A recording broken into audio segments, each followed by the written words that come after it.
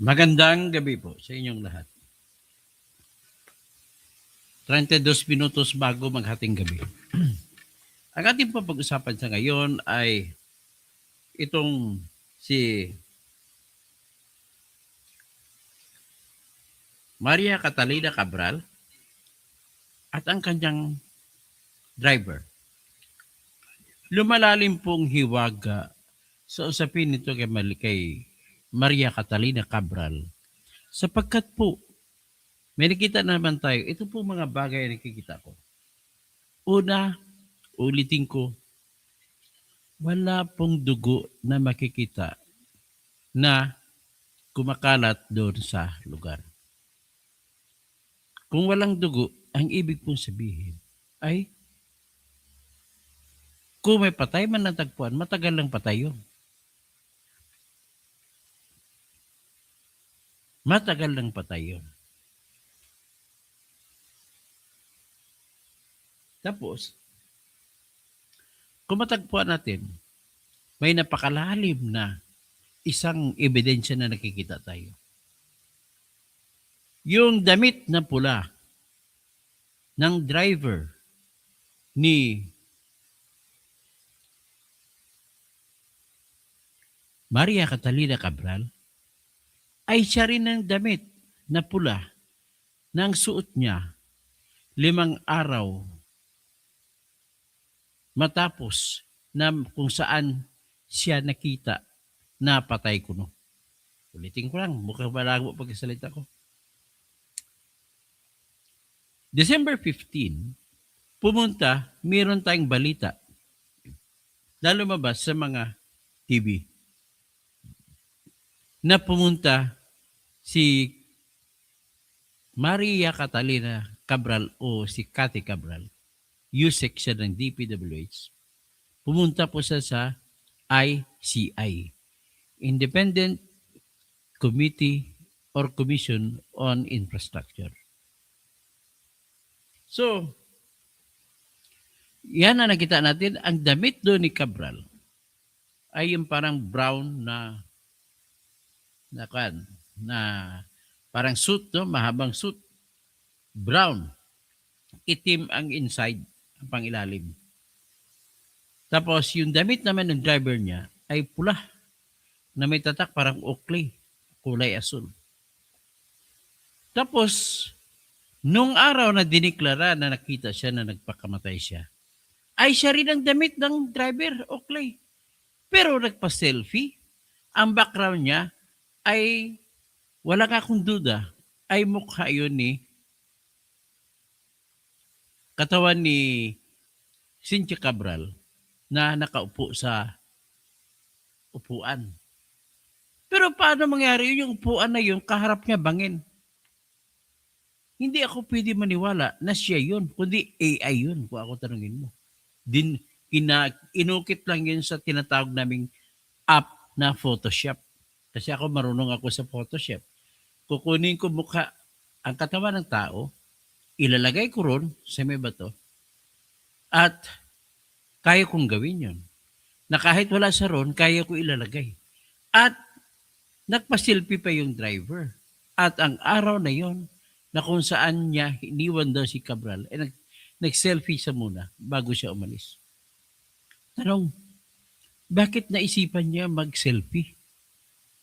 Ibig sabihin, nakahanda na siya sa perfect crime na oras magkatarungan meron na siyang ipipresenta, ipapakita. Kung totoo man yun. Pero pwedeng din totoo yun. Kaya lang, hindi na si Cabral yung tumalon. Kumuha lang yun ng bangkay sa ibang morgue at hinulog dun. Yun ang aking pagkakalap. Tingnan natin ang kwento ng driver. Alas 3, dumaan daw siya ron. At sinasabi na pinagtabuyan pa daw sila ng pulis.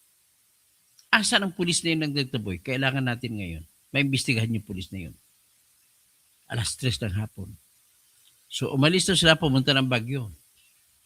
At bumalik naman siya galing Baguio. Tapos, iniwan daw niya si Cathy Cabral at sinabihan siya ng kanyang mom na babalik siya Napabalik siya after 2 hours. Pero iba at ang kwento, no? Last stress, iniwan niya. Balikan daw siya after 2 hours. Alas 5, bumalik daw siya. Hindi niya nakita, bumalik siya sa Baguio. Hinanap niya sa hotel. Ang hotel na pinaghanapan niya, may kwento ko mamaya kung anong hotel yun. Abangan nyo. At hindi niya kita, humingi ng tulong sa police station. At ito na, nag-operate na ngayon mga pulis. At may bangkay na nakita kuno sa ilalim ng Buid River. 30 meters. Gaano ba kataas ng 30 meters? Imagine niyo po yung isang story ng building. Ang average na height nun ay 3.5 meters. So pwede mo sabihin, 10 story ng building. Aba, pwede kang mamatay. Ang tao na tumalon sa 10 stories. Lalo pat ang dadapuan mo, lalandingan mo ay puro bato. Talagang pwede hindi lang lasog-lasog siguro, magkalasog, putol o ano. So, ngayon, kung totoo yun, ito ipakita ko. Ha? Pero bago ko ipakita, diretsuhin ko muna. Bakit isa nakita ko yung interview sa husband, hindi mo lang umiiyak? Sa totoo lang, ina siya ng mga anak mo. Kahit na ikaw ay walang kwentang asawa. Kahit papano, iiyak ka talaga sa naging nanay ng mga anak mo. Bakit wala naman ang mga anak dun? Wala dun? Bakit wala yung mga anak dun? Alam mo yung mga anak, kahit sino sa atin. Nanay ko, nang nalaman ko namatay, pinuntahan ko talaga kayo sa ospital. Hindi na kailangan tawagin ka.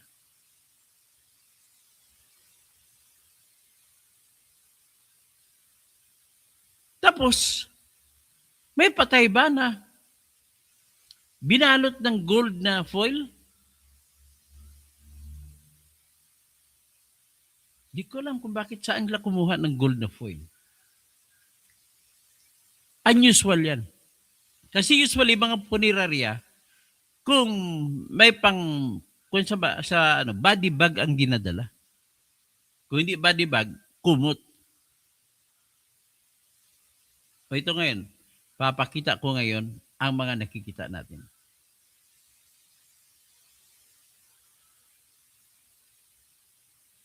Ito ipakita ko muna. Analisahin natin itong selfie ni Ricardo Hernandez na driver niya. Analisahin natin.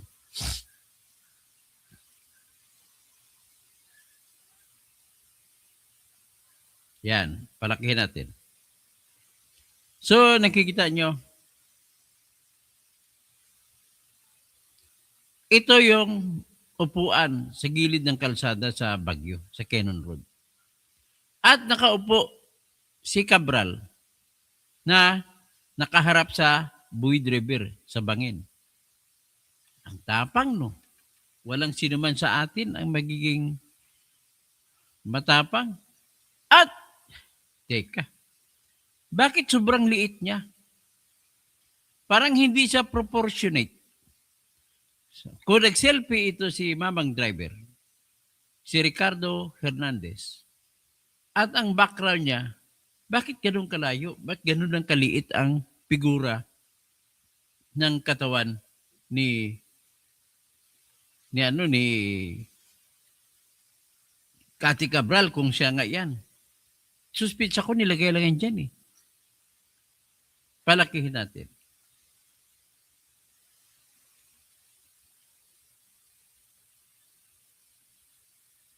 Tignan ko i-screenshot ko tapos palakihin ko sa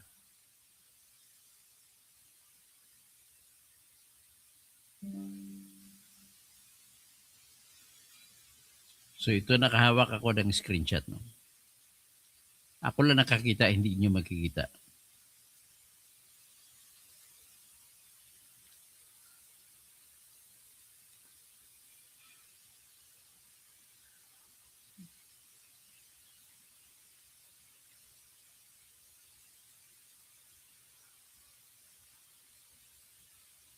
Ngayon, kung ano makita mo rito, ay parang malabo din, no? Okay. Tandaan nyo ang damit ng mamang yan. Pero bago yan, i-discuss muna natin kung posible ba na ganun katapang si Ma'am Cabral na humarap sa bangin. Ipapakita ko po kayo yung interview sa kanya. Tinanong siya kung anong pinaka-greatest fear niya.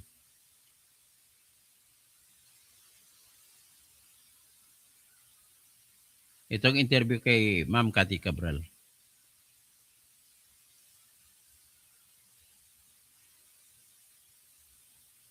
Biggest phobia.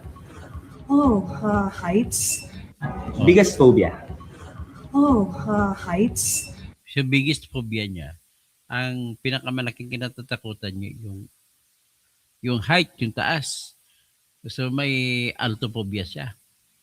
So, ibig sabihin, hindi siya pwede na sabihin na matapang umupo doon sa bangko na yun na nakaharap sa Boyd River si baba. That is flag number 1. Flag number 2.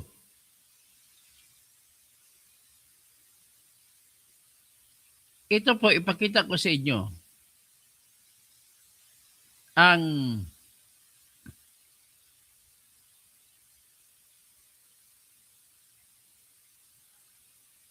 ang isang kuha sa TV station na balita.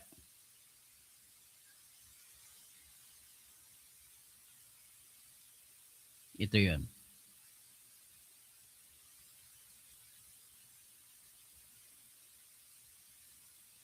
Nakita nyo si Kwan? Naka-Oakley siya na pula, yung driver. Yan. Naka-Oakley na pula. At yan ay kinuha noong ano pa yan? December 15. Ayan, December 15. So, December 15, nakuha, binalita kasi sa UNTV, December 15. So, ito po yung litrato.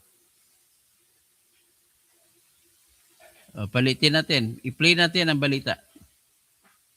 Sa komisyon, si AGA Party List Representative Nicanor Briones. Tuloy ang trabaho ng Independent Commission for Infrastructure o ICI sa pag-iimbestiga sa nangyaring anomalya sa flood control project sa bansa, kung saan noong Huwebes, inanunsyo ni ICI Executive Director Attorney Brian Keith Hosaka na inimbitahan muli nilang humarap si dating Department of Public Works and Highways Undersecretary Maria Catalina Cabral. Ngunit ngayong umaga, sinabi ni Attorney Hosaka na walang natanggap ang komisyon na kumpirmasyon mula sa nasabing dating opisyal kaugnay ng pagharap nito. So, ibig sabihin, 15 niyang ginawa. Tapos pinatabag siya ulit. 16, hindi siya dumating sa ICI. So, yan po ang kumpirmadong balita. Ano nakikita niyo dyan? Ikaw lang ga. Bakit hindi siya napakita? Hindi naman siya natakot magpakita sa ICI. Bakit kinabukasan hindi siya napakita? Si Cabral. Ano mayroon dyan? Tapos, nakita nyo kanina ang damit ng driver niya na si Ricardo. Tingnan nyo naman ngayon ang damit niya nung siya ay nakita nyo na nagpa-selfie, yun din ang damit niya. Ngayon ito sa UNTV na in-interview siya. Tingnan natin. Ito yung hindi pagdalo. Dito ka muna, ipapakita natin yung damit niya ni Fernando. Yung driver niya na si Ricardo Hernandez. Kapangalan pa ng congressman na kinakasuhan ko. O ito.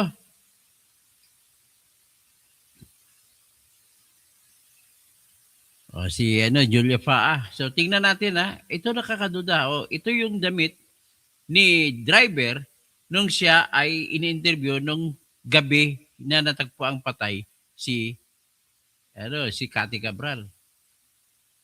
Ito po 'yan. Yan yung damit niya, Oakley din. Oakley na red.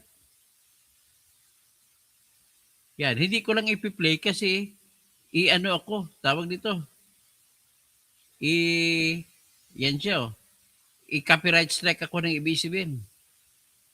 Yan. Yan, naka-Oakley na red. Oh.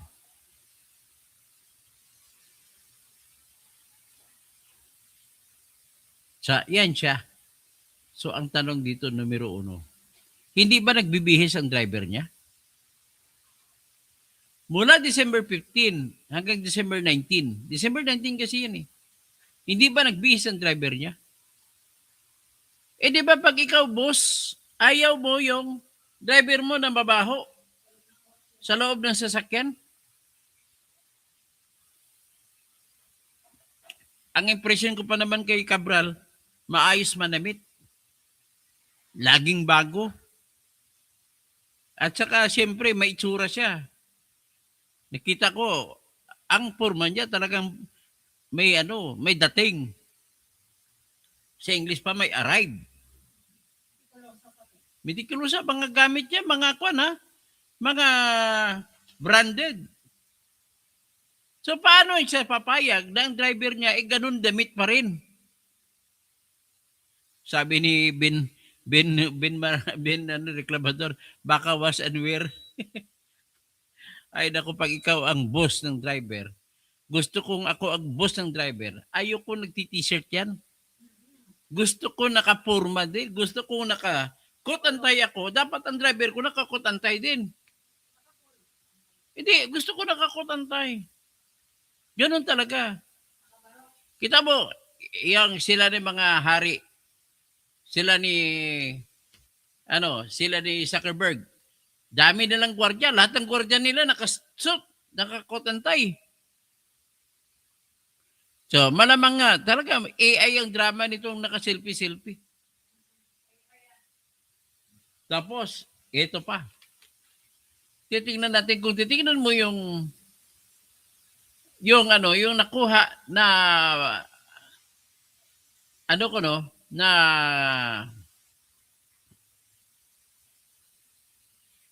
tingnan natin yung mga nakuhang yung mga nakuhang patay sa ilalim, katawan ng patay. Kasi laki ng bata eh. Ang alam ko to, batangkad niya si Cabral.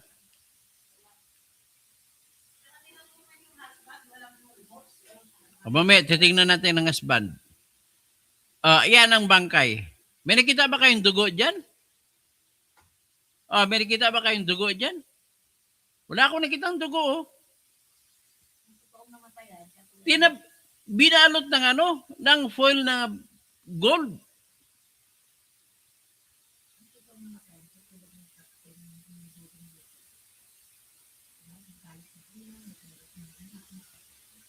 Tingnan mo yung namatay yung si Dudong Bukol na binaril na nag-live show. Galit ang lahat. Tapos nung nilibing si Dudong Bukol noong December 19, siya naman, nung gabing yon, natagpuan naman na patay si Cabral. Alam ba lang gano'n nangyari? Nagpadala ng bulaklak ito yung 2 mayor. At sa harap ng munisipyo, ang lahat ng bulaklak na pinadala na winasak-wasak, tinapakan ng mga kamag-anak ni Bukol. Ang bulaklak niya pinadala ni Tata Sala at saka pinadala ni Mayor Joseph Fortich. Kagas. Pinagtapak-tapakan nila. Nilampaso sa kalsada. Ganon ang taong totoong namatayan. Galit na galit. Ano ba itong asawa niya? Ni luha, hindi ko nakita. Ang driver niya, nakangiti pa. Nag-selfie-selfie. Nagkwenta-kwento na kung paano ang kanyang boss wala ka na makitang luha niya, no?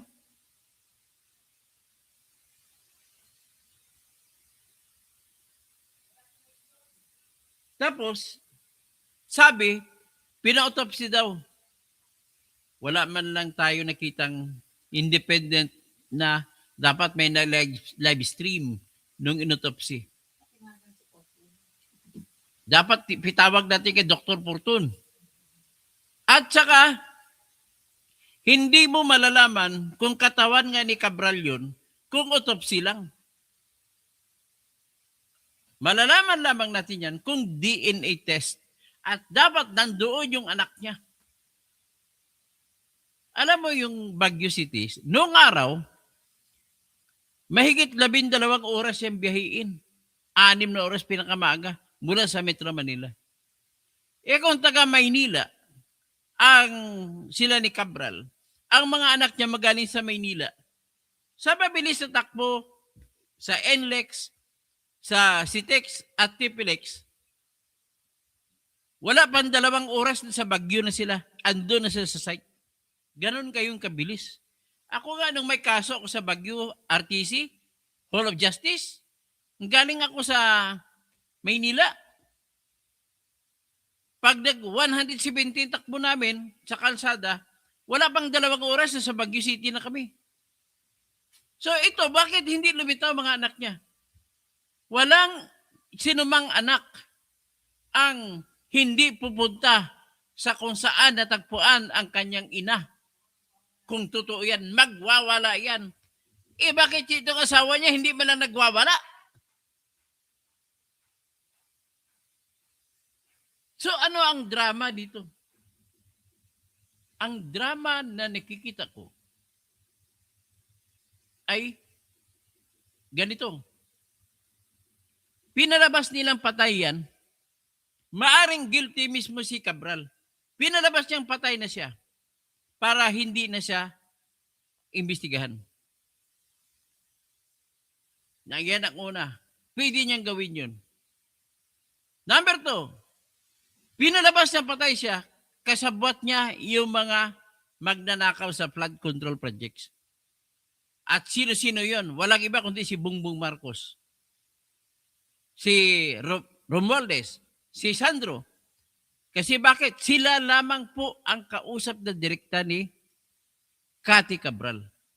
Kung magpapadagdag sila ng programa, ng budget, pasingit. Ang trabaho po ni Cabral noon, nung nabuhay siya, bago ibigay ang listahan ng mga project sa Kongreso, siya ang gumagawa noon. At lahat ilalagay niya dyan kung kanino yung project, kung sinong gusto niya, kung sinong kumakausap sa kanya, mga senador, congressman, presidente, speaker, at iba pa. Ilalagay niya yan. So, siya lamang ang pwede. So, tingnan natin ang reaksyon ng asawa. Nakakaasar talaga. Hayaan niyo na kayo ang mag-judge sa asawa. Okay, pakita natin ang asawa.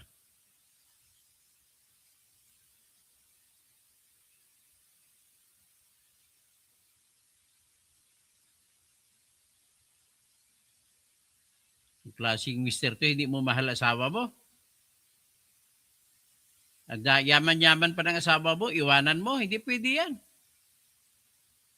Alam mo mga mister, Mga idol, pwede. ano rin, Biggest mamukhang phobia. pera. Ano O, ito mister nyo. Sir, ang sinabi po kasi ay nag-ano po kayo, nag-waiver po kayo, pero pinapa-autopsy po kasi yung asawa Ay, niyo. sabi ko nga, ito na, nakita naman, pinakita ko na sila yung bangkay. O, yan ang Kung asawa. nakita nila, tinignan nila kung ano yung tsura. Tapos, papa-autopsy nila na, kung nakita nila siguro, karapatan na namin na nagbigay namin ng waiver. Tila mas gumulo ang sitwasyon at dumami ang mga tanong matapos lumabas ang interview ng asawa ng di umano'y yumaong na dating DPWH USEC na si Catalina Cabral. Sa nasabing panayam, kapansin-pansin ang reaction, gestures, mannerisms, body language at emosyon ni Engineer Cesar Cabral nang tanungin ng media kung bakit tumututol siya at ang kanyang pamilya sa pagpapa-autopsy ng katawan ng kanyang asawa. Mhm. Sir, bakit po ayaw niyo pong ipa-autopsy?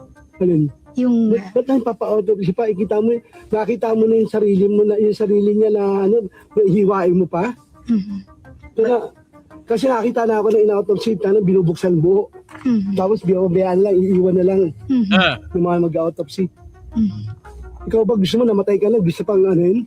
Mhm. Gusto mo makita pa na naghirap na yung tao tapos iiwain mo pa? Para lang maano? Ano ang dahilan na wala naman sila nakita ng foul play?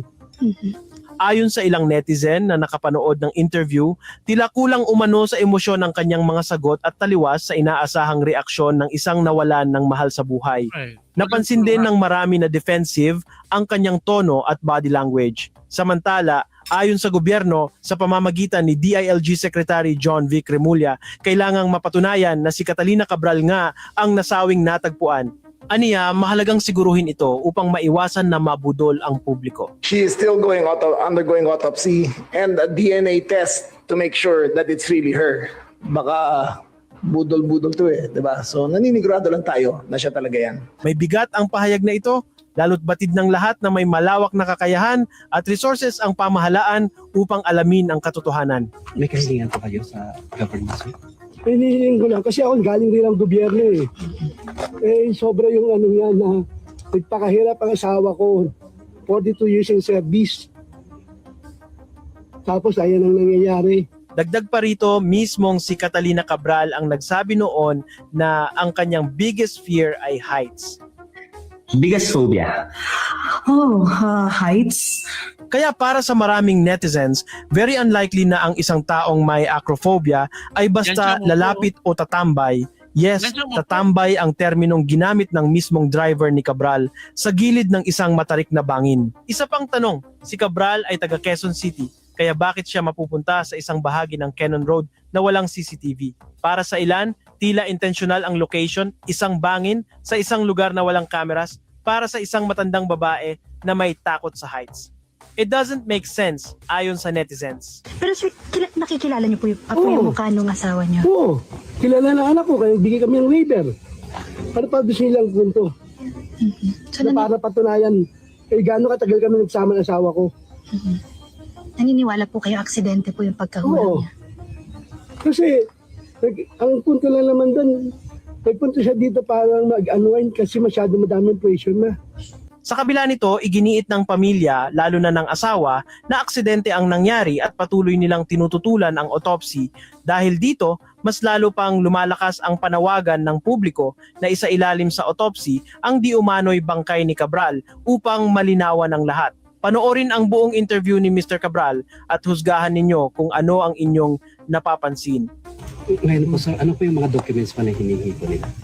Wala yung paper ng doktor doon sa death certificate. Yung nag-declare po na patay. Oo. Mhm. Sir, pinapa-DNA test din daw po. Sabi ko, paano mag-swab ka lang, makakalaman mo DNA ng di ba? Ang DNA simple lang yan.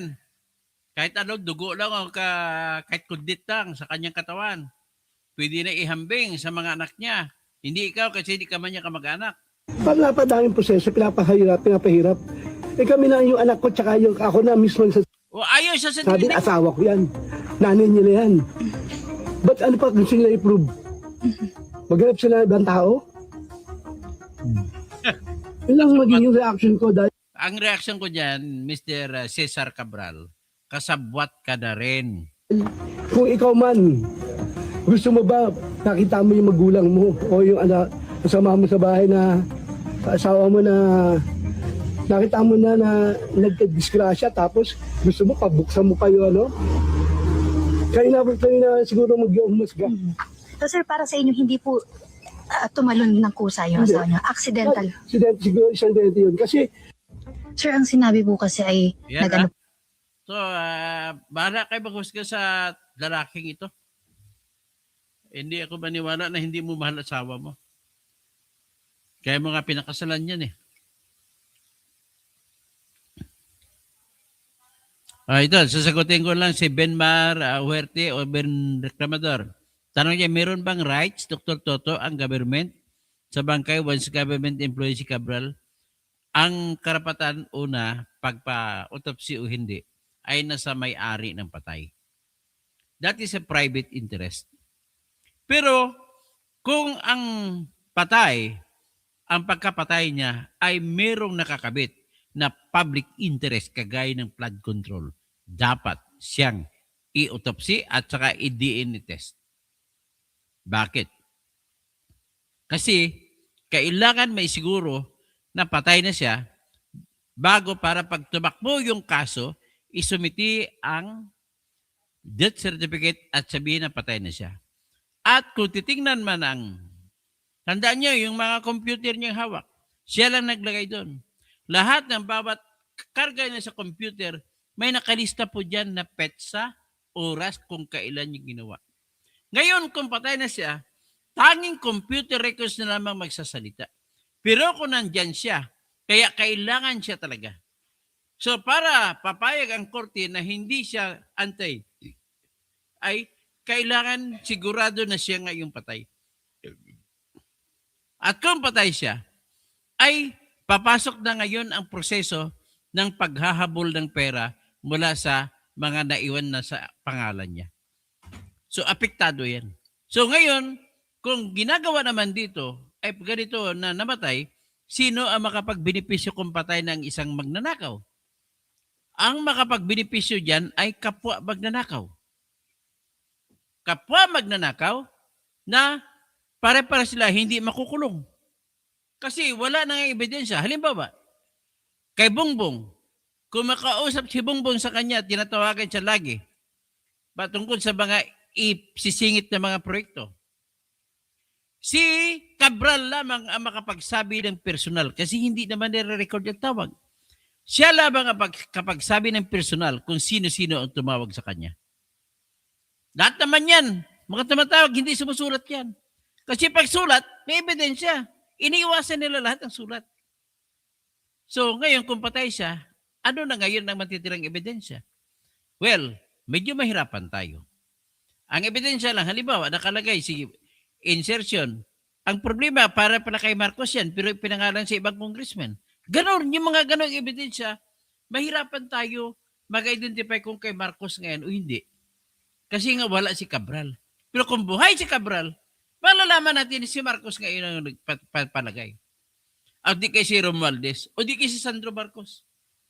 Tandaan niyo na sa record ng pinakamalaking insertion mula, allocables na insertion, mula 2023 hanggang 2025, pinakamalaki ay kay Sandro Marcos ng 15 billion at kasunod kay 14 billion. Ngayon, sino ang may gawa ng allocables? Si Cabral. Si Cabral. Ibig sabihin, siya lang nakakalam kung anong oras tumawag si Sandro, kailan tumawag si Sandro, at sino ang ibang tao na pinatawag ni Sandro, at bakit nailipat ang halaga ng 15 billion sa loob ng 3 taon para sa pangalan ni Sandro? Sa pangalan din ni Romualdez? At sa pangalan din ni BBM? So, kaya mas lalong lumalim ang hiwaga dito. At ang isa pa, tama yung sinasabi doon sa kwan, bakit pumili ng lugar na kung saan walang CCTV? At pwede mangyari na matagal na nilang draba yun kasi ang damit ng driver at yung damit ng driver nung araw na sinasabi na nahulog sa bangin si Cabral ay the same na pulang Oakley na damit ang sinuot ni Ricardo Hernandez noong pumunta sila noong December 15 sa ICI. Bakit? At alam ko, masyadong mitikulosa ito si Cabral pagdating sa pananamit. Sa mukha pa lang niya, halata mo na talagang kuntudo. Kuntudo diskarte, yung OOTD niya, outfit of the day niya. Talagang makita mo yung class, yung dating sa kanya. So, yan na po ang aking ditong puntos na lumalalim na po. Tapos may isa lang akong hindi pa naman ito konfirmado, pero si Vlogcaster Armandin ang nagbalita. Na yung Holiday Inn sa Baguio City, na 3-star hotel lang daw, Ang may-ari ay si Cabral. At pinalitan na ng pangalan ito na Ion, I-O-N. At binili mula sa kanya sabi ni Vladcaster Armandin, binili ni Eric Yap na congressman ng Benguet, na congressman din ng ACT-CIS, na barkada naman ng mga boss nila ng mga tulpo. Si Erwin Tulpo, si Rapi Tulpo, asawa ni Rapi na si Jocelyn Tulpo. At napaklaman din naman ng huli na ang lahat pala na staff ni Pulong Duterte ay si Eric Yap ang naglagay. At nag-resign na nga lahat ngayon, yung mga staff ni Pulong Duterte, sinabihan natin ni Eric Yap na mag-retire na, mag-resign. So, yan ang mga malalim na paghandaan natin. Until here na lang muna tayo. So, Maria Luzis Miralda, ang labo naman nitong asawa ni Cabral, parang hindi siya nalungkot o nabigla o nangyari sa asawa niya. Siguro natuwa kasi marami siyang pera, makakuha naman siya mga batang babae. Noemi, maka-pink crocs pa siya. Julie Taylagan.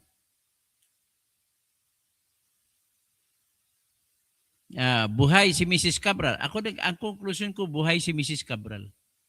Naka-pink na crooks pa siya. Julie Taliagan, script lahat yan ng government, including the family, pati si John Vic Rimulya.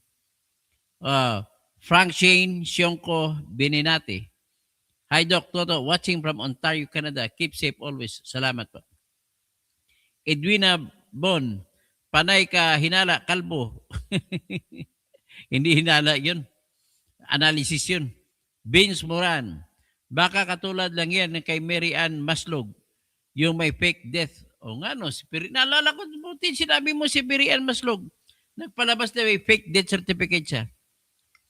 Noemi CP, may dugo na footage pero mapusyaw na pula. Ben Marihuarte, meron, ay nasagot ko na pala yan. Jocelyn Main, magkano? Ay, hindi natin alam kung magkano, kung meron man pinag-usapan. Julieta Taylagan, magkasabwat yung family ni Cathy Cabral at gobyerno, pati yung driver kasama. Sigurado ako. Driver, wala ba lang boss mo na, hindi ka man lang naiyak. Jocelyn Main, mali po kayo, hindi nila iniwan yung nagbukas, tinatabi nila yun, tok nansis, Hindi nila iniwan na nakabukas. Anong ibig sabihin na hindi iniwan na nakabukas? Tapos, Lourdes Yang, napakahirap yung asawa niya sa pagdanakaw. Ron pa, tangina mo, professional ang tulad namin, unethical sa part ng mga forensics na ang mga nanag-autopsy. Kung hahayaan lang, naka-open for a long time. Ay, sinabihan niya na ngayon na mali yung sinasabi ni Cesar Cabral. Na kung bakit daw ayaw niya ipotopsy ang misis niya. Si Roland Jackson, walang dugo o ka naman. Rochelle Gambuay, fake yung kamatayan ni Cabral. Ophelia Taipan, baka bangkay ng AI drama yan. Benmar Huerte, o nga, bakit ayaw pa autopsy? Ellen Rauyos, don't worry, makulong si Pulong. Anong kinalaman ni Pulong dyan? Walang kinalaman si Pulong dyan. Tandaan mo kay Pulong sa panahon pa ni Duterte, ang pinag-usapan natin sa panahon ni Marcos. Talaga, maka-Marcos ka talaga. Alan Felix, loko-loko yung asawa ni Cabral, binigyan na yan ng maleta. At batang-batang bebot. Amando David, kung hindi naman namatay ay para mabago na ang encoded data sa computer ni USIC. Pero mahirap din pag i-forensic mo yung computer, malalaman mo kailan ang date of entry, date of change, date of verification.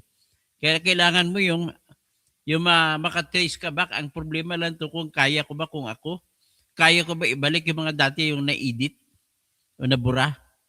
Amanda David, kung mapakamatay, baka makonsensya may kabutihan pang natira. Suppose Ophelia P. Taipan, tsaka may police, may body camera yung attorney. Oo nga, asa na body camera ng police? So, Perny Pinto, Senior, Ophelia P. Taipan, malamang AI yung drama. Benmar Huerte was unaware naman siguro. Julia Paa, good morning, Attorney Engineer Toto Kausing, watching from Canada. Benmar Huerte, naunahan na naman Dr. Toto ang Soko. Pag sinabi ng Soko ni si Cabral yung bangkay, paano na lang analysis mo? Na, abay, kontrahin natin lang Soko. Ibig sabihin, nagsisinungaling sila. Tsaka bakit siya nakangiti? Yung driver, alam naman niya na may pinagdadaanan na problema, kailangan pa talaga gumiti. Alam niya na may problema ang kanyang amo, iniwan niya. Buang naman nito. Buang na driver. Edelberto Aldana, tanim bangkay. Akala ko ang flood control lang ang ghost. Pati pala bangkay, ghost din. Princess Nicole, Kaluka, in my opinion, alam ko na may mga malaking problema ang amo ko. Isipin ko kagad, baka tumalon siya. Kaya hindi ko na iwanan amo ko. Siyempre, pag wala ng amo, wala ka ng trabaho. Sobrang masaktan ka. Miancol, as a comsigrad, medyo mahirap din since may supporting video ang dashcam ng kotse. Hindi pa pinakita ang dashcam eh. Wala pang pinakita ang dashcam, yun ang inantay natin. Nyangko, di pa yata AI yan, may video na lumabas. Nahagip si Cabral sa video cam ng kotse. So, bakit tahimik si Bangag? So, Jay Fords, hinog na. Prince Nicole. At the same time, pinagbawalan na sila ng pulis na umistambay doon. Then, hinayaan ng driver man lang doon na ganun ang kanya. Tama, pinagbawalan sila ng pulis. Bakit pa sila hindi niya dinalang ang amo niya? Alan Felix, pwede magpatibakal yan si Yusik dahil tinurukan na ngayon ng gamot. Pwede eh. May aragid ga padihot para makalusot. Tama ka, Totoy Nonoy Taying. Princess Nicole, correct, wala man lang remorse na naramdaman sa driver. Nangiti pa, walang kalungkutan. Ako naramdaman sa kanya. So, Ophelia Taipan, walang bakas o nalungkot sa driver. Okay, so iyan ang ano natin, ha? Sa Araceli Harder, parang artista ang itsura niya. Daw si Deborah Son. Ba yun? Tapos si Luis Onchanco, mukhang hindi nagmamorn ang asawa o hindi pa nagmumorn. Yan, bahutot. Very suspicious yung husband, insisting that his wife death is suicide instead of insisting for an autopsy. Gamura, parang scripted. Bira mo kung sinong husband, totoo na naghanap ng katarungan. At kung nagkatarungan, ipa-autopsy mo. Jalan Ordemas, Simpun. Pa-shoutout naman po. So, Jalanon Nord Demas Impun. Hindi ko malaman kung paano pagpangalan pa ano. Yan Catalonia, Ilonggo driver, hindi makapanipaniwala ang salaysay. Laki binayad sa kanya. Ilonggo ba ang tono niya? Bimukilis, Opaw. Ayun, huwag na lang yan. Araceli Harder, strange naman. Okay, hindi na po ating video kaya. Abangan nyo mamaya. Meron.